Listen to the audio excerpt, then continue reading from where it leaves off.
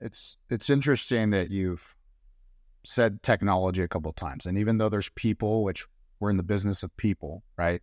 There's obviously a process for some structure, but it's interesting that you stated technology a couple of times, and I don't know if that was on purpose for emphasis or not, but I find that a lot of leaders don't really emphasize their, in particular, knowledge of the tech, and maybe not necessarily literally how it's built and how it works in its intimate sense, but maybe how it applies and how it's leveraged in the business. So with the experiences that you've talked about around all the different types of people, processes, and technologies, is there anything around that has shaped your own personal leadership style?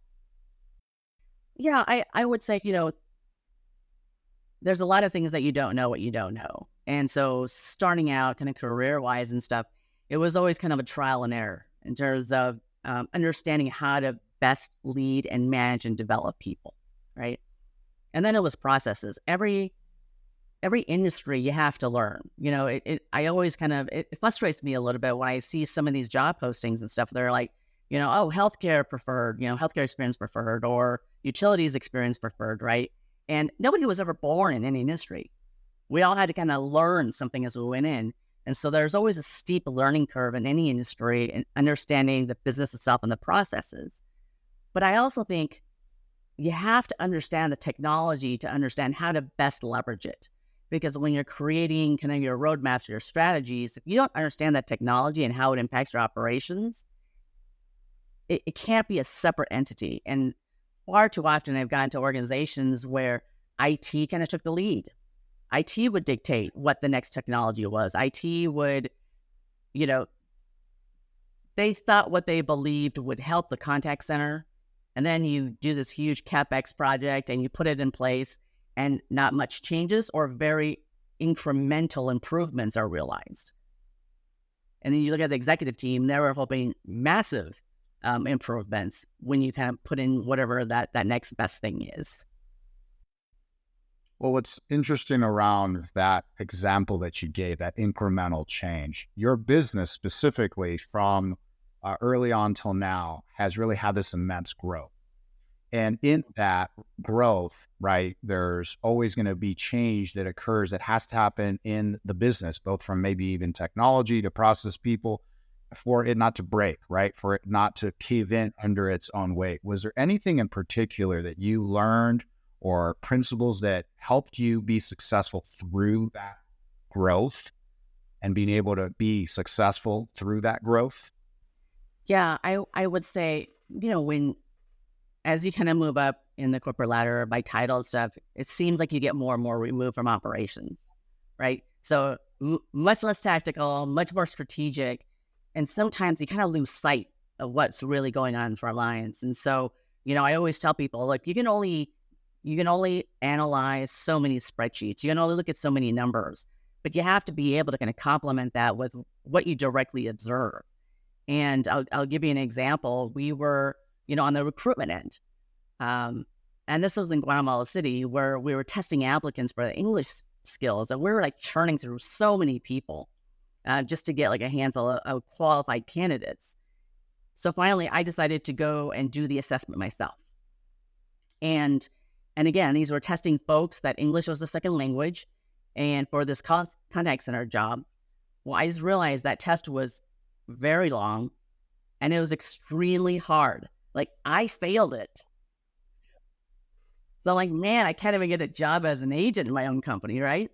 And so by kind of going through those steps and those exercises, I become a lot more intimately involved in the operations to be able to kind of question everything that's in place. So not only was our recruitment tools and the processes not good, but then you go on to the onboarding process, and I would go through whatever that looked like, right when it leads in training. And then I asked HR, what's our onboarding process? What are the types of things that you cover, you talk about in day one?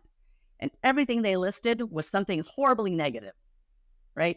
Here's the attendance policy. Here's this. Don't do this. And here's this. And to me, that wasn't a really good image of our company. We want people to be excited about making the right choice to join our organization. And so that needed revamping.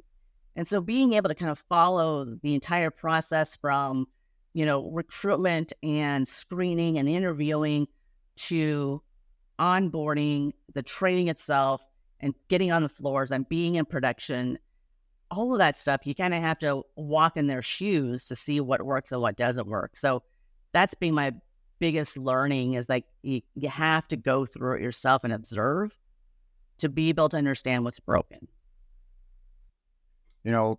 That story, I kind of go back through my career and through all the leaders I've worked for and the people that have worked with and under me.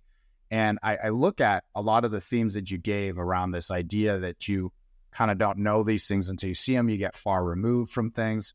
And I always come back to, it's extremely important for the leadership, right, to be able to go back and be able to go walk amongst everybody, right? And it may be physically or virtually, but the idea that you're really immersed, you're truly present in what's happening.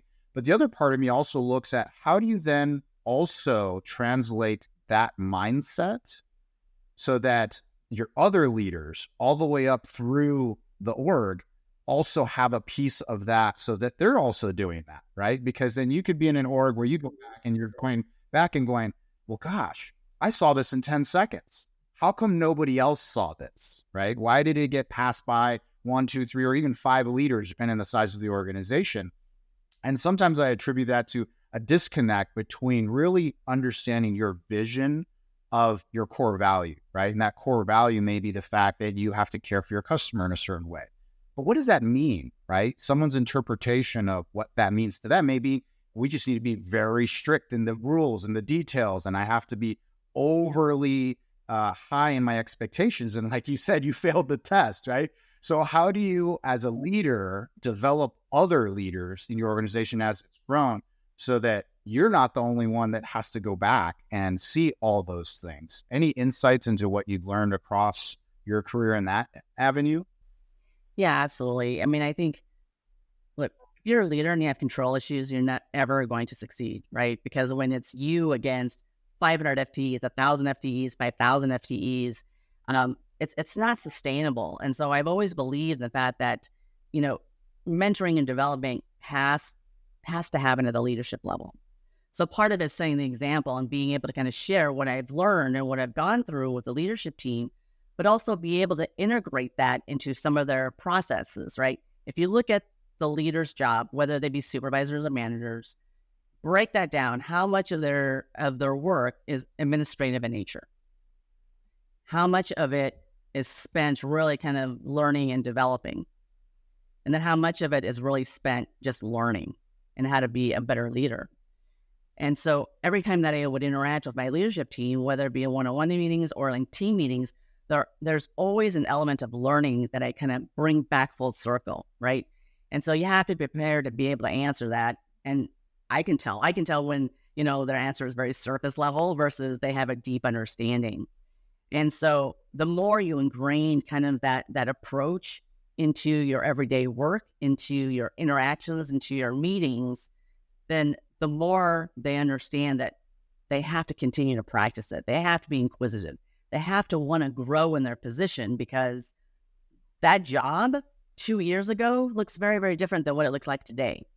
And so part of the adaptability and to be able to survive in this marketplace is really to continue to kind of learn as much as you can, because that's going to make you a much more effective leader on how to best support your folks.